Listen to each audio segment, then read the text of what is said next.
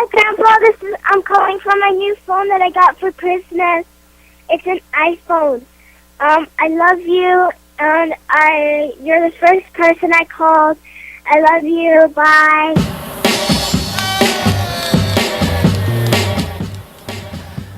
Welcome back to the Rock Newman Show. We've got another hour. You can join the conversation at 202-889-9797 and tell all your friends that they can hear or see us at www.Rock Newman Show around the globe. Worldwide, this goes out. I've gotten calls and emails and text messages and Facebook hits from Amsterdam, from Antigua. So welcome to the show. We've got another great hour for you. In studio sitting with me right now is a former political science professor, former First Lady. She is the founder and developer of the, if I'm saying this right, Recreation Wish List Committee. And I would say if not the architect, certainly the person that was the visionary for the Southeast Tennis and Learning Center in Southeast Washington, a facility that largely serves underprivileged children. It is an absolute treat to welcome you to the Rock Newman Show, Cora Masters-Barry. What's up, Rock? What up with you? Thank you so much for joining us. Okay, let's jump in here. Cora brought with her several kids who are actually going to be participating in today's program. They have at the Southeast Tennis and Learning Center an incredible program called Blacks in Wax. And it is children learning their history in part through taking on the identity and the roles of historical figures. And today we have with us Justice Almond Price, who's going to portray Michelle Obama. We have Elijah Ragland, who's going to be Deadwood Dick. We have Isabella De Leo, who's going to be Susan B. Anthony, and Rajon Rankin, who is going to be Mayor Coleman Young. So this is going to be a great hour. Those of you who are watching who don't have your kids sitting on your lap or in the room with you, get your kids, because this is something you will love, and this is something that your children will love. Cora, let's go back. You were a political science professor at the University of the District of Columbia. You were First Lady for several years. How in the world, what was the impetus for you and your team to found, to develop the Southeast Tennis and Learning Center? Well, it goes beyond, before then, when my then husband, Marion Barry, ran for a fourth unprecedented term as mayor and asked me to be the chair of the inaugural.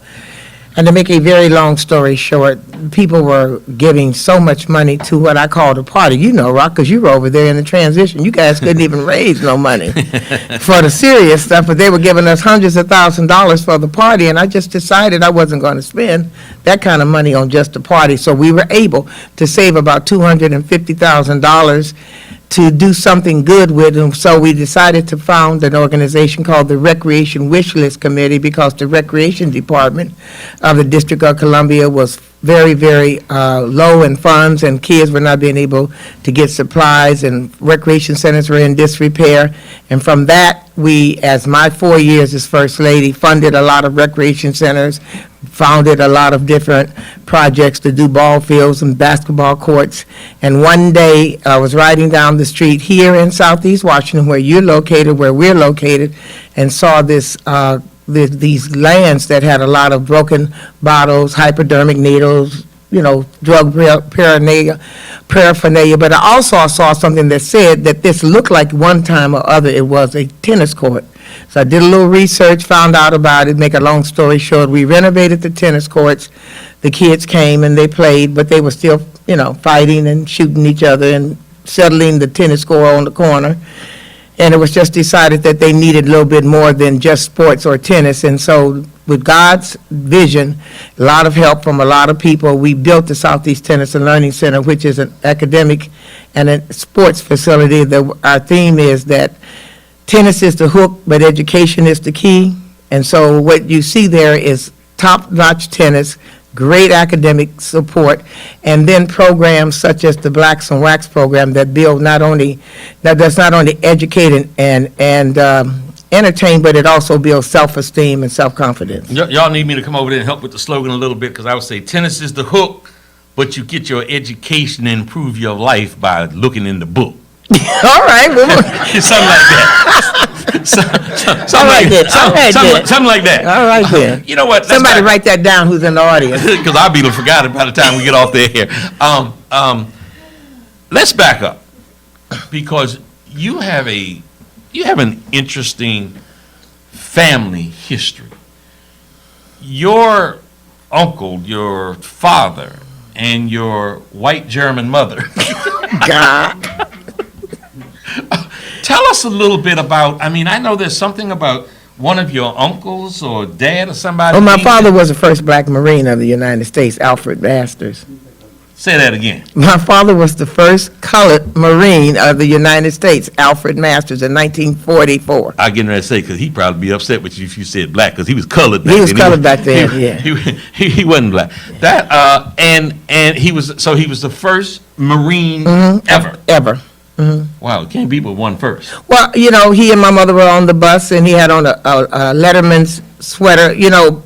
First always have to be better than anybody else, like Jackie Robinson or whatever. Absolutely. And they were obviously looking for a black person to induct finally.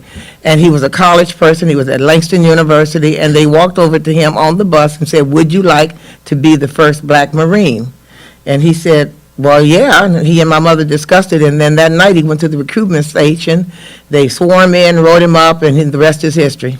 Now, your mother ran for president 4 times. 4 different times. When got a PhD at 67 years old from the University of Oklahoma. I absolutely was going to lead into that. So she was 66 when she got her PhD? She was 67, the age I am now, and I can't even imagine it.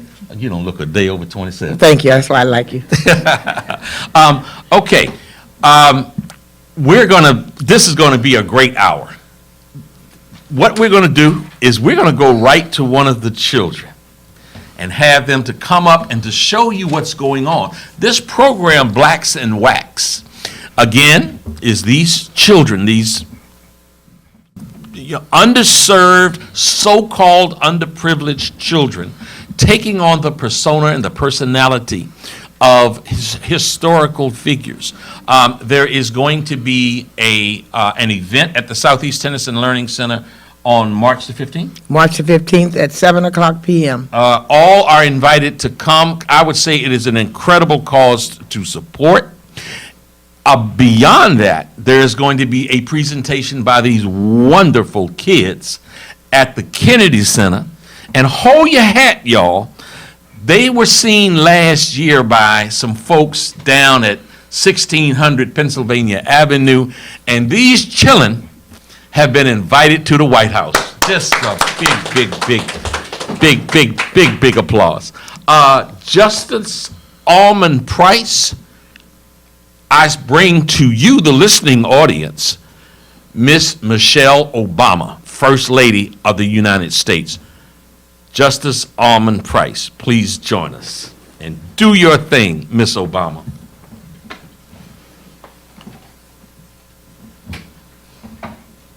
Welcome to the Southeast Tennis and Learning Center, where excellence is considered the norm and education and fitness are foremost in the lives of the children who come here. As your First Lady, I'm honored to be here with you tonight as we pay tribute to our African American unsung heroes.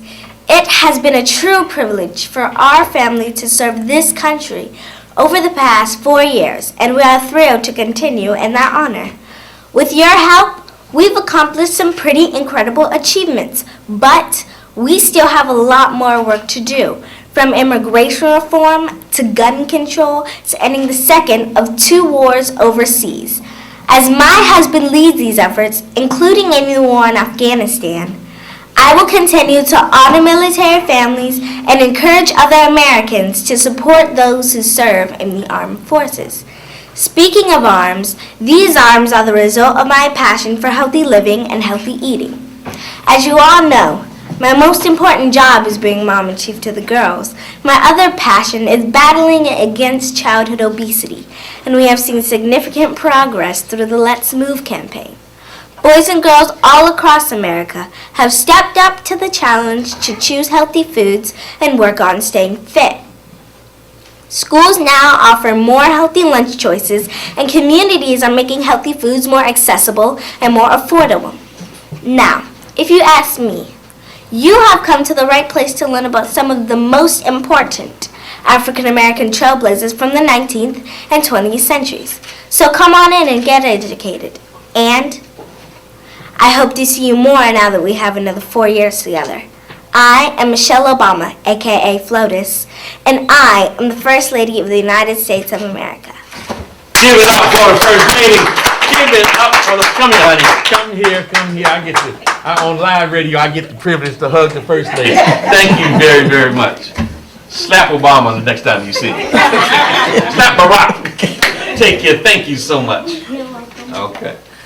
That is absolutely too special. Cora, what a special program. Where did that come from? The program? Yeah, I'm saying, how did you come upon that? Well, again, you said that I was a political science professor, and I was for 20 years, and I taught the Constitution, U.S. government, and black politics.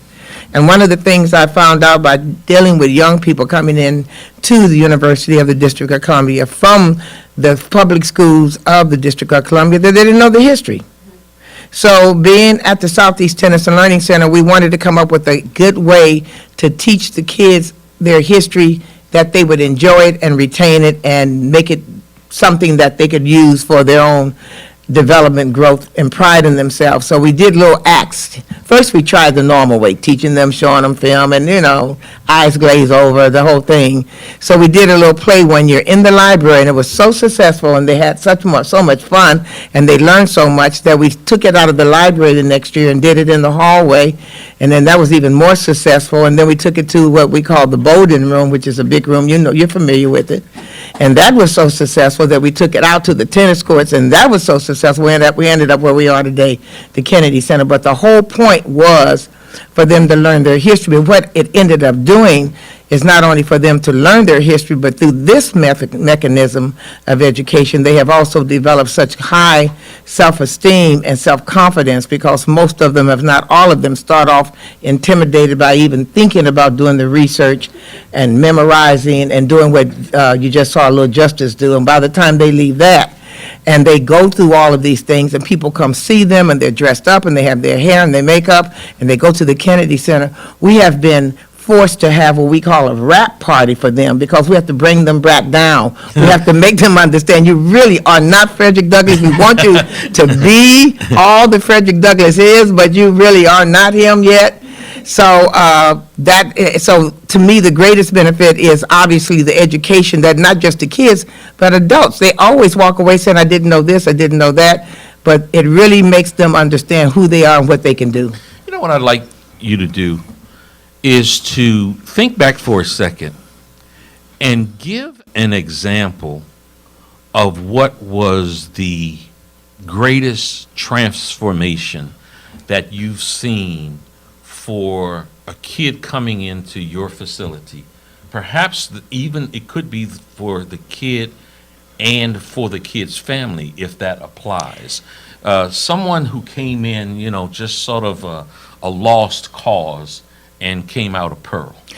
Well, there's a lot of those stories, but what stands out in my mind, because it's such an active example, we had a young boy who was just, all you had to do is get the application for the nearest prison, just fill out the form, and he was going to end up be there. Give him a number. Yeah, he was on his way there. And by all the metrics that are involved in that. And so to get him to participate in Blacks and Wax was really a lot. How old was he? He was about 11. Okay. And, I mean, I gave him different characters, and he wouldn't do them. I mean, when I say not do them, I'm talking about stuff like throw down the paper, and I'm not doing this, blinkety blank. So one day he came in, and he said, I'll do it, but I want to be Muhammad Ali. And everybody's like, oh, no. I said, no. Let him be whatever he wants to be and be whoever I said, but if you are Muhammad Ali, you have to do the research, and you have to write the script. Bottom line is, he was awesome. And from that point on, he just really started making the transition. And then 1 year, 2 years later, he came, and I'm not trying to be funny, but he came and said, he came late. Usually kids come in September. He didn't get there to October. I said, well, where have you been? I'm trying to keep from calling his name. And he said, well, I've been busy because I am the class representative. I said, what? You? And he said, yeah, why? I said, you? He was getting kicked out of school. I said, how did that happen? And he said, well, when it was time to run for office, everybody who ran, who had to get up and speak, couldn't do it. They were so shy. And I was so, programmed, and I know so much about speaking, I got up and made my Blacks and Wax speech, and like I learned in Blacks in Action, they elected me, and I'm the class representative. And from there, all the other good things started happening to him. And so that actual, not the center, but that actual project turned him around. It is certainly something to be said for that kind of facility, that kind of institution, making a difference in children's lives, one child at a time.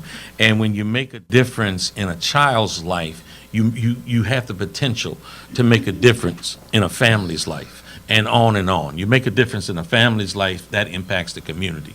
You make it in the community, and on, your city and the world.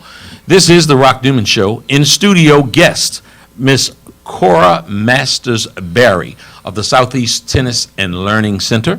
And she has brought with her a group of children who are participating in a program called Blacks and Wax, where they become historical figures. And our next historical figure is someone you better not get in any kind of trouble or do anything wrong, because this guy here is a tough dude. I'm here to tell you he's a tough dude. And his name is Elijah Ragland, but you're going to see him as the one and only Deadwood Dick. Come on up, Deadwood.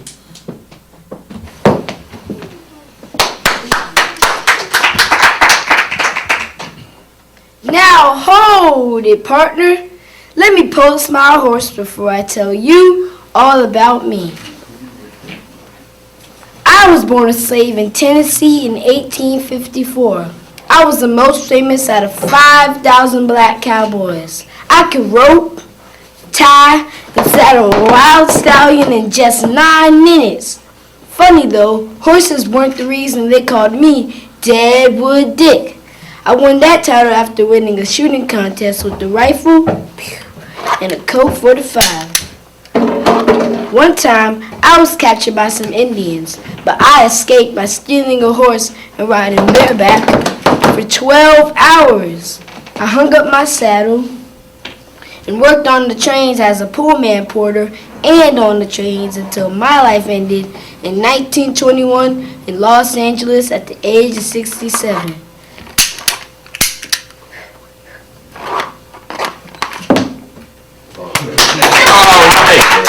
Deadwood Dick. Thank you. Come here. Get a host of the Rock Newman Show some love. Way to go, Deadwood. I'm liking those boots. Can we get a shot of those boots? Step over there to the side and shout of those boots. Deadwood got some good boots. Okay, this is the Rock Newman Show. Stay tuned. Take the number down. Call, participate, 202-889-9797. We'll be right back.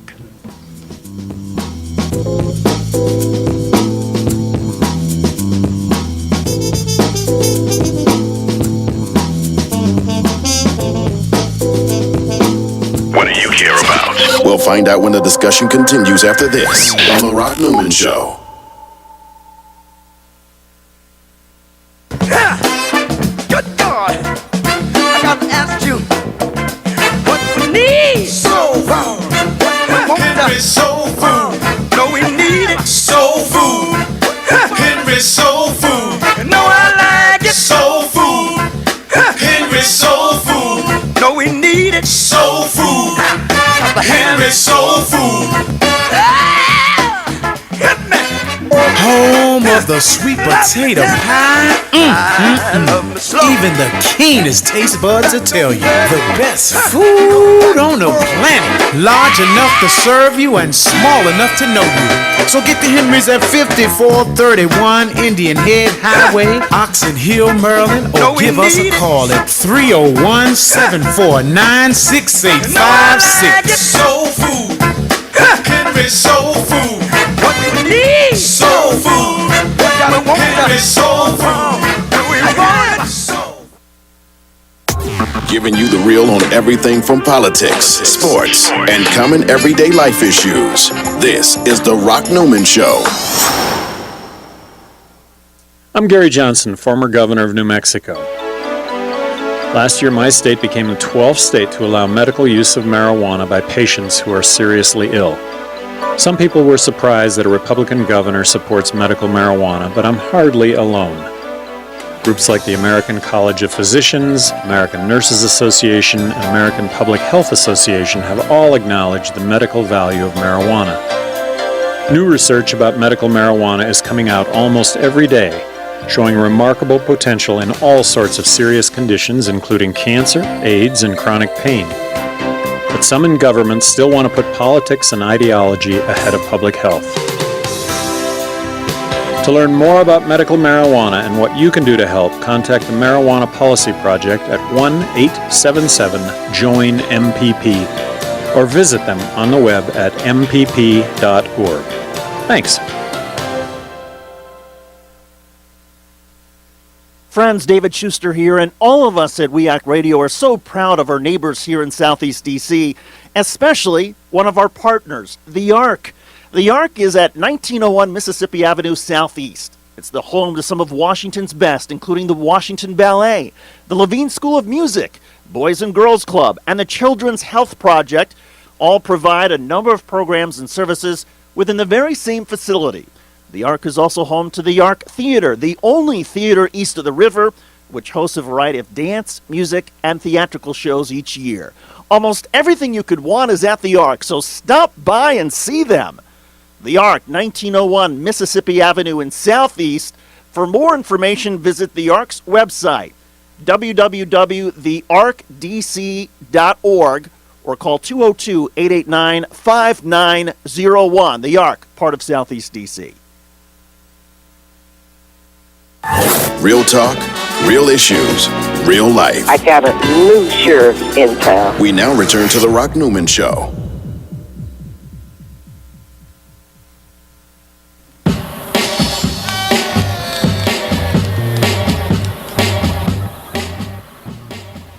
Welcome back to the Rock Newman Show. We're going to wrap up this last half hour. We have Cora Masters-Berry online in studio with us, along with a group of just fabulous young children who've transformed from themselves into historical figures. We're just getting just a deluge of calls about how adorable and how special these children are. So I want to thank those of you who have texted and called to tell us just how you're enjoying the program. Feel free if you want to call in 202-889-9797 and join the program. I have one announcement. The social justice and solidarity community of the Washington, D.C. metropolitan region invite you to commemorate and celebrate the life of President Hugo Chavez. That's today from 1 p.m. to 4 p.m. at Simon Bolivar Plaza on 18th Street between Virginia and C Street, Northwest Washington. Bring any offerings such as flowers, candles, photos, flags to honor the president and his ideals. Music and prayers for the president and the people of Venezuela will be ongoing throughout the program. Back to the matters at hand. Ms. Berry, your theme for this year is this is actually your seventh year now, seventh annual Blacks in Wax. and your theme is struggle to serve, 1865 to 1965. Tell us about that, please. Well, in 1865, there were three constitutional amendments. We call them the Civil War Amendments, or the Reconstruction Amendments. The 13th Amendment, which declared slavery unconstitutional. A lot of people get that confused because they think that the Emancipation Proclamation ended slavery. It only freed the slaves to fight in the Civil War, but it did not make it unconstitutional or illegal.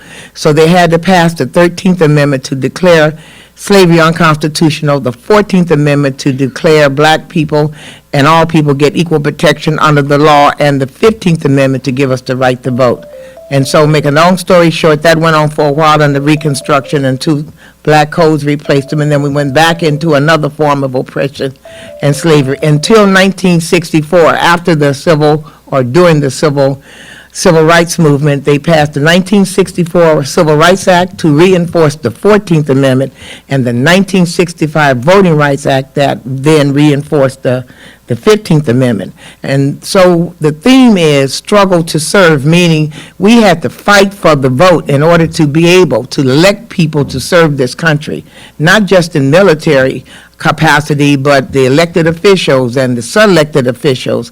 But they could not be elected until us as a people were able to vote. And then, of course, the ultimate selection of an African-American elected official. We're living that dream right now under Michelle Obama's husband, as she said, Barack Obama. But in 1865, who'd have thunk it? Absolutely right. And let's go back to 1965 for a second, the Voting Rights Act. Lyndon Johnson gave a speech, it's been referred to, I don't know what he called it, but it's been referred to as the We Shall Overcome speech. Because he ended it with that. Yes.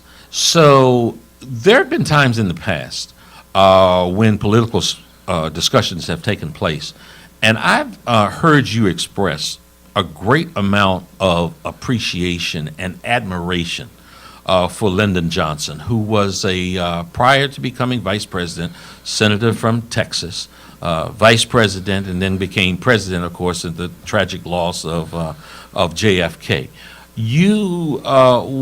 From whence comes your admiration for Lyndon B. Johnson? Well, that's my studies of presidents, because I did teach a class called the presidency. Up until, of course, contemporary times, and Lyndon B. Johnson was a Southerner or Southwest, but he was a Southerner. He was maybe not a member of the Ku Klux Klan, but he was definitely a card-carrying racist. And so when he began to ascend in government and began to see the error of his ways, he himself said, as he went forward with the Civil Rights Movement, the 65 Civil Rights Act, and all the other social programs that he put in place to correct the wrongs of the past, that not often you get a chance to come back and correct the errors of your life. So this was his way of saying, we were wrong. I have the power to do something about it. We're going to pass this Voting Rights Act. We're going to have the war on poverty. We're going to do the quotas and all of that to not only give blacks the right to have an equal footing, but to correct the errors of the past and give them some catch-up time. And, that was amazing. And he had done more for African Americans than all the other presidents put together prior to up until Lincoln. Are you at all familiar with, because as you said, and as has been reported, and by other reputable sources, there's a point in time coming up out of Texas, and with all of his background and environment, that Lyndon Johnson was a card-carrying racist. Mm-hmm. Are you at all familiar with the transformation? Did he have an aha moment? Was it a series of events? Are you familiar at all? I'm not one to gossip, but, he did have a few personal relationships with people as he was doing all of that. Well, let me say this. I ain't one to gossip either. But I heard he told Jack Kennedy one time, I get more in my sleep than you do all day long. That's what I heard. That's what I had heard. But now go ahead. Okay, Rocco. I'm not just hoping we was going to get to this show without that moment. But, I think it was one of the aha moments was to watch the inhumanity of the civil rights movement, to watch kids and women and men being destroyed with water hose and dogs and beat, and the Pettus Bridge, which they just celebrated the anniversary of the march on of the Pettus Bridge to Selma, that was to get voting rights for black people. And it was after that was the impetus, by the way, that was last weekend, that they did go forth and pass the 1965 Voting Rights Act. So he watched it and saw it play out. And I think while you're living it, you don't pay attention to it, but it's just like anything else. When you get a front row view of how the life you've lived and the things you've done, I think that was his aha moment. And I'm not going to Somebody helped him with it, too. I'm not going to let us get away from this. What about that? What about? I know you don't. I know you're not one to gossip. But what about that relationship? Well, there has to be somebody close by who can give who can put it in context for you. Also, he has some help with that. So some sister love. I didn't say that. These are children, right? I know, and that's why I'm talking in codes. I mean, we like the real story here at the Rock Newman Show. Whatever the real story is. Okay, and speaking of children, we're gonna come back because you know I love you, but Lord, these children is my favorite part. And coming up next, just to let you know that the Southeast Tennis and Learning Center and the Wish List Recreation Committee is all about equal rights and diversity. And in living color, we're going to bring up a young lady whose parents named her Isabella DeLeo. But today, she is Susan B. Anthony. Come on up, Miss Anthony.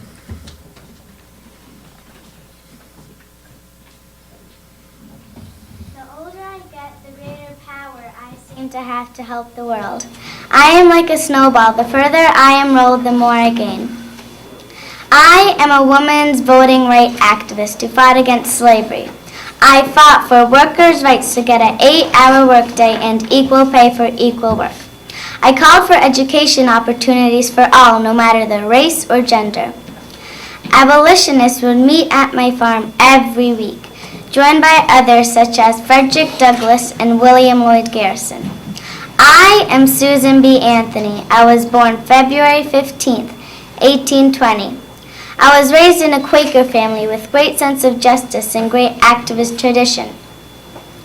Because of my activism, I was the first woman to be honored by appearing on a U.S. gold coin.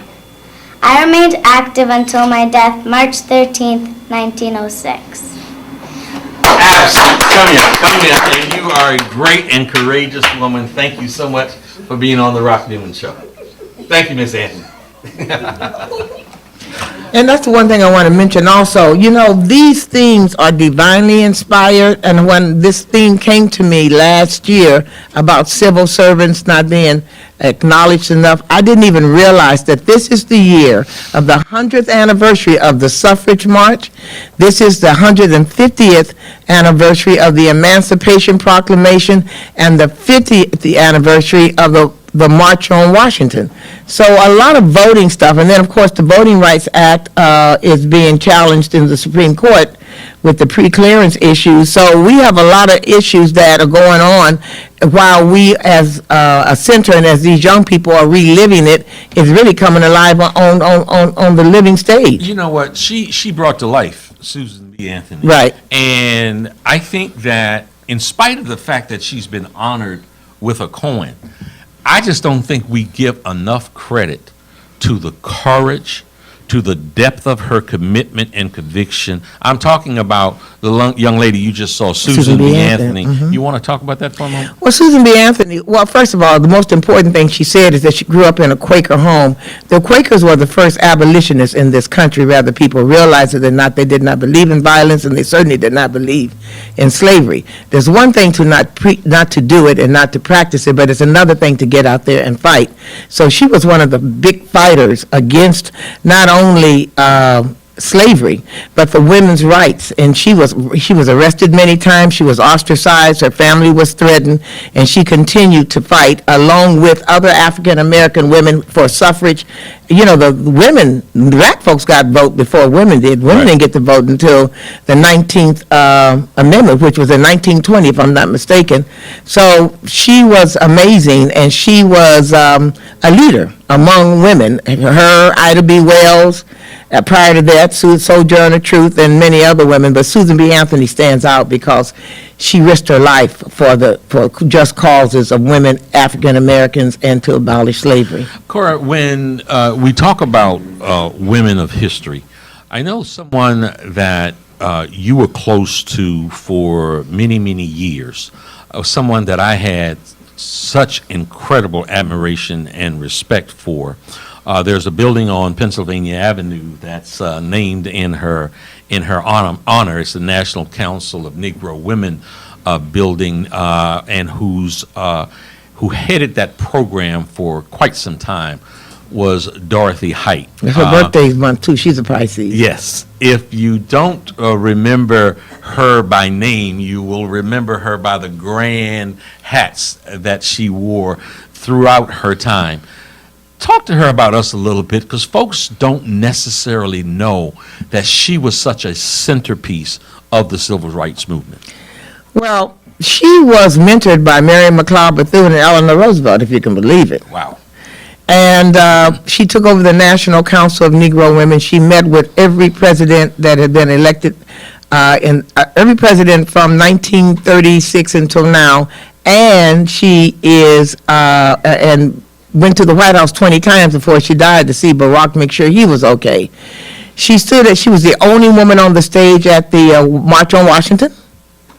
And she was one of the big four who helped put it on. She was always in the forefront of causes for African Americans, women, and black families. Up until last year, for 25 years, she had what was called the Black Family Reunion. And I know a lot of people in this audience have gone there, and she was very quiet spoken, but she was so strong. She was one of the main speakers at the Million Man March. She was a very courageous person and a very gentle person. And someone who just engendered just incredible, enormous respect. You know, there are very few people that I've come, across in my life. And, I will be the first to say I will never be one of these people that folks only had good things to say about. I just don't, in all the time that I knew Dr. Height, in all the circles that she traveled in, I just never in my life heard a negative word. That's quite an accomplishment in and of itself. Well, I always say about Dr. Height, to her face and always to this day, that she outlived all her enemies. Nobody goes through this. Nobody goes through life without enemies and distractors, but they just all died, and she just kept on living. She had to that's why she and I were so close that she had to get a whole new crew of friends. God bless her so. God bless her so. This is the Rock Newman Show. Cora Masters-Berry former First Lady, now heads up the Southeast Tennis and Learning Center. She has brought a group of children here that have taken on historical figures, and we're going to bring you another one. He was a gentleman that truly embodied much of what was great about the civil rights movement. A very, very courageous individual. I'm talking about someone whose mama and daddy named him Rajon Rankin. Rajon Rankin. And he today is mayor of Detroit, Coleman Young. Coleman Young in the house. The same week Mayor Jackson became the mayor of Atlanta, I was elected the first black mayor of Detroit. I'm Coleman Young, and served the city of Detroit for 20 years, winning elections in 1977, 1981, 1984, and 1989. It was rather the black vote that kept me in office. Yes, the power of the vote is strong. Do realize that your vote created opportunities for so many black people to become mayors of most of the major cities of this country. Brothers like me who have struggled to serve the people of their city, like Harold Washington, Chicago, Illinois, Kurt Smoke, Baltimore, Maryland, Harvey Gantt, Charlotte, North Carolina, Wilson Good, Philadelphia, Pennsylvania, Wellington Webb, Denver, Colorado, Ron Kirk, Dallas, Texas, Tom Bradley, Los Angeles, California, and David Dinkins, the first and only black mayor of New York. And let's not forget our first black governor since Reconstruction, Douglas Wilder. It was quite a journey for me. Right after graduating from high school, I worked for Ford Motor Company. I was blacklisted quickly for my involvement in labor and civil rights activism. I never hesitated to speak the truth as I saw it, and sometimes that didn't sit well with others. But I decided early that you can't look forward and backward at the same time. That's how all these great men became great civil servants, by looking forward. And they just keep coming onward and upward. So exercise your right to vote. Support your local and federal government. And don't forget about all those African American men and women who have fought and continue to fight for your rights. Come on, come here. Get a host of the Rock Newman Show some love. Come on now. Way to go, Coleman. Thank you very much. Right on. Power to the people. He talked about the importance of your vote. And I did a monologue. Some people called it a rant. Some folks say I lost my mind last week about the right to vote. Mm-hmm. And what was Justice Antonin Scalia's comment that the Section 5 of the Voting Rights Act, which requires states to get pre-approval from the Department of Justice before they make any particular changes, that was put in and instituted because of all the chicanery, all of the shenanigans, all of the oppression that kept blacks and other minorities from voting in statewide elections and of course national elections. You'd have to come up and cite the Constitution. You'd have to just do ridiculous things. Grandfather clause and all the rest. Poll tax, all of it. And as a political scientist, I really did want to get your thoughts on Justice Scalia now saying that that is basically no longer needed, that it is now what he referred to as a racial entitlement. I'd like for you to weigh in on that. I think that Justice Scalia was suffering from watching Fox News too much. I think they have... The echo chamber. That echo chamber. They have the talking points, and they follow those talking points. That group of conservative right-wing, what I call them right-wing nuts. And so he slipped as a justice to call something that is a basic constitutional, not only civil right, but human right, an entitlement. That was a mistake that I'm sure if he had to do it again, he would never do it. But the bottom line is this whole issue of pre-clearance for Section 5 of the Voting Rights Act is really very important. And really, instead of trying to eliminate it, what the last election has demonstrated is they need to broaden it. Absolutely. Because a lot of the chicanery, as you call it, not only took place, and this is what's for southern states. It doesn't even reach to the northern states like Pennsylvania and Ohio and some of the stuff that they were doing. So this is a critical point. And when you have somebody like that sitting at the highest realm of justice and power, it's very scary in terms of what the future holds if they vote wrong on that. As a let's go back to your days as a professor instructor of political science at the University of District of Columbia. What was the message that you most wanted your children, your students, to leave the classroom with? You know, very seldom when someone took my first fundamental university-wide requirement course of government, nobody wanted to be there. They just had to take it. And so they were there. And I used to always open up by saying, whether you like government or not, government likes you. And if you don't learn how this government operates, if you don't learn how it's structured, you don't learn how they execute power, you're going to be a victim for the rest of your life. You'll never know your rights, and you'll never understand the system that you're in.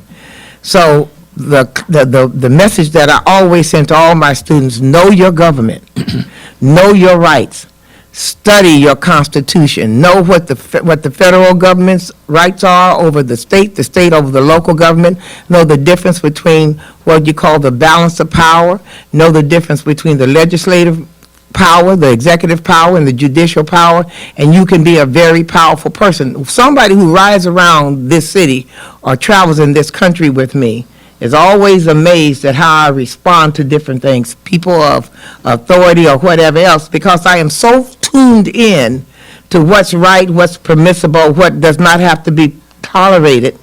And it's a very personally powerful thing. And we can all walk around as individual people of power if we understand the system we work in and that we live in.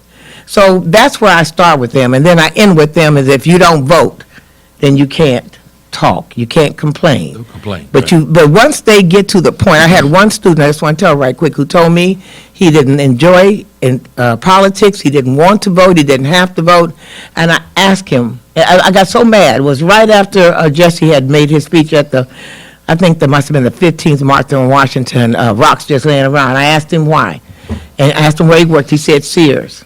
I went, just like you said, I went off. I said, do you know 15 years ago, you could not only not work there, you couldn't even try on their clothes. Right.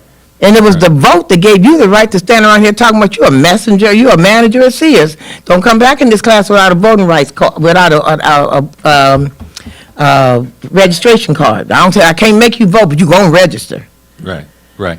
On my first show, I had Mayor Barry, Tony Williams. I know them. You heard of them before? Yeah, I know them. Sharon Pratt, and Vince Gray called in to participate. Former Mayor Adrian Fenty declined to participate. Two things. One is each of them talked about statehood, and my very clear position is that it's clear tyranny. Taxation without representation always was, is now, and always will be. Taxation without representation is tyranny. Now, so I want to get your comment on, let's first, if I can get your comment on D.C. statehood. There's something in this city called the federal presence. I'm a political science professor, so I have to say a little bit more.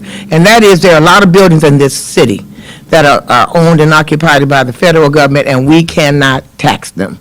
So we lose a big tax base. And they give us money back, and it's called the federal payment, which does not make up for the presence that they have. Right. We have no final decision over our laws, over our budget, over anything that governs our life. I think it's the craziest, most inhumane thing ever, and I can't understand why it's still going on. It's not even getting better. Right. I mean, if it was getting better, history corrects itself in increments. That just hasn't happened, and so until it does, and now everybody says when we get less democratic and less black, it will get more, susceptible to being able to get the vote for our to guard our own destiny. But I don't know when that's going to happen. I'm sure I'm right now at the risk of probably repeating myself, but I don't remember, so I'll do it anyhow. Was to say that, this is the nation's capital. We are the beacon of democracy. And here in the nation's capital, the opposite of democracy is being practiced. And I think that's just, that's a travesty. That's an absolute travesty. Let's go back. I talked about all the mayors being on. I talked about Mayor Fenty not participating with all of the other mayors. And it was interesting that something that was what many have called the albatross around Adrian Fenty's neck that sunk his ship that was striving towards the shore of a second term was how he attempted to interfere with the ongoings of the Southeast Tennis and Learning Center. And then you had great support from Dorothy Height, from Maya Angelou, and many, many others. You care to give us a synopsis of what happened there and how you ended up really sort of fighting City Hall and coming out on top? I don't know what happened. I don't know why he did it. To this day, there's been no explanation. He gave us a 30-day eviction notice out of a building that we built. So, we just fought back, and we had unsolicited, I emphasize unsolicited support from the likes of not only Dr. Dorothy Height and Dr. Maya Angelou, but Susan Taylor, Orsine Price, Venus and Serena's mother, Venus and Serena, not to mention the people in this community. So we just persevered, and at the end of the day, the courts agreed with us, the city council agreed with us, and even, if you can believe it, the Washington Post agreed with us. So at some point, Mayor Fenty just said, no mas. He just backed down and walked away. He walked away and then got kicked out of office. I can say that because he didn't show up. Look, this has been a great 3 hours. I want to thank my guests, Dr. Ben Carson, Angelo Carasone, Alan Garton, Tony Browder, Cora Masters-Barry, the Blacks and Wax kids in the house once again. Thank you guys so very much. You really made this special. I want to suggest to all of you, if you have not been by the Southeast Tennis and Learning Center, it is an absolute experience that you should experience. Friday, March the 15th, 2013, there's a 1 to 3 show, and there's 7 to 9. And also on the 23rd at the John Fitzgerald Kennedy Center for the Performing Arts, you can go to that, but you can't go to the White House with them. That's they go into the White House, but y'all can't. So certainly look to support them. Thank you so much for supporting the Rock Newman Show. And this just about wraps us up for this Saturday. I go in peace and love. See y'all on the radio next Saturday from 9 to 12 a.m.